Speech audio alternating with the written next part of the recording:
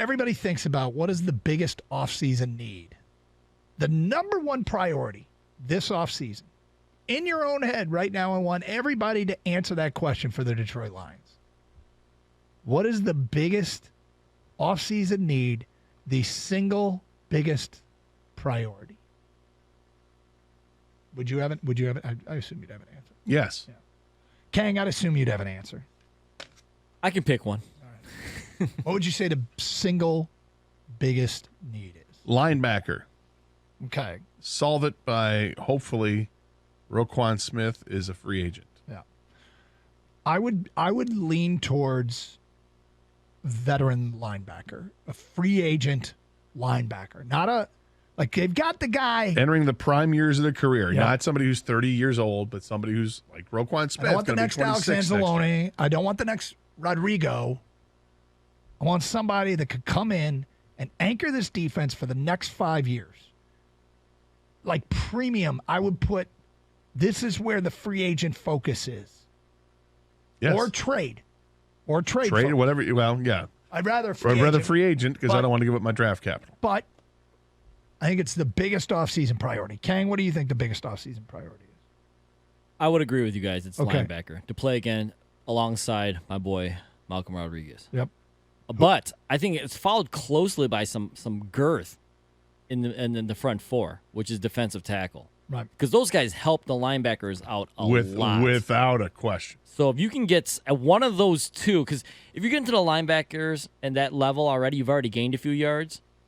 What you need the defensive tackles to do is hold up a few linemen so those guys can fill gaps. So Anzalone or Rodriguez or whoever the linebacker is, Barnes. yeah, can actually make some plays. So I will say linebacker first, but not far behind for me is defensive tackle.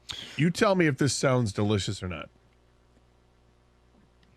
The Enchilada is coming back to Taco Bell. No, besides that, tell me if this sounds delicious, which is fantastic news. Signing Roquan Smith in the offseason because Baltimore just can't afford him because they're going to give all the money to Lamar Jackson. Yep. They can't afford Roquan Smith. You sign Roquan Smith. Maybe you overpay. I don't care. He's great, and you got him for the next 5 years. You sign Roquan Smith, and with your first-round pick, you're able to get Jalen Carter from Georgia. Is that like the dream? I mean, it sounds to me like you have a very measurable way improved the defense with two moves that the Lions have the resources potentially to make. I mean, if Carter's available. If Carter's there. I mean, look, I said that's the dream because I don't think it's realistic to think Will Anderson, all right, who's not a middle-of-the-line guy, but he's the best player in college football right now. He's not going to win the Heisman, but he probably should. I mean, he's amazing. Would have been the number one pick last year if he came out. But I don't think he's going to be there because I don't think the Lions are going to be drafting one overall, which it looks like right now that you may have to be drafting first overall to get Will Anderson unless it's a team that has a quarterback. But that being said, if they're picking fifth and you have an opportunity to get Jalen Carter, you do it. And that could be the Rams pick. Yeah, and the Rams continue to lose. Cooper Kupp, going under surgery. We learned yesterday, tough break. I feel bad. Stafford's still under concussion protocol. Yeah. Brian Brees, the defensive tackle out of Clemson, could be the Breesy, guy yep. that could be in that area. He's very good. That could be a guy that they go after, but Probably more realistic to think that he'd be available. And again, it's based on Roquan Smith, though. Yeah, I mean, I agree with you that watching Baltimore try to navigate having Roquan Smith up for a contract and Lamar Jackson looking at franchising him, which would, they still, I would imagine, want to sign him, but those two sides seem to be far apart at this point. So I would have to think they'd keep Lamar over Roquan. But, yeah, I mean, that I would put as the number one priority. The number one priority. Now, they've put a lot of resources into young defensive linemen in the last, few years, including 2 high draft picks that you almost have to assume that they're going to work out. You have to let that play out. Maybe already that one or the other won't. I can't imagine that they've already come to that conclusion. on Hutch. I mean, maybe Pascal, but that even seems highly unlikely. Pascal's been in uniform for 3 games? Yeah.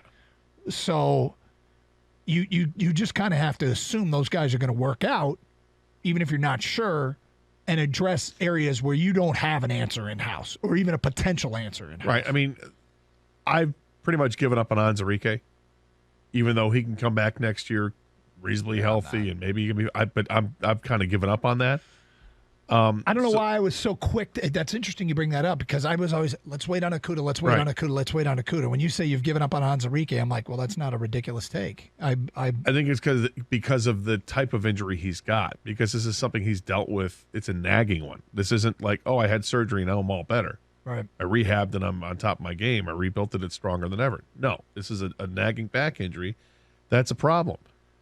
The thing that we talked a lot about Jamison Williams. Can't wait to find out that he's going to come back to practice or whenever he comes back to practice. And I said, I got a hunch that we're going to hear this week he's going to return to practice anyway. Still haven't heard. It's just a hunch.